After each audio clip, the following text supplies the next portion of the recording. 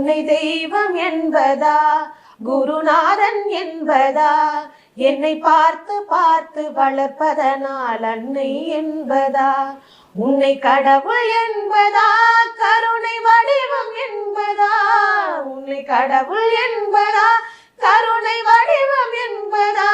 ஐயா ஞானதானம் தந்த உன்னை தந்தை என்பதா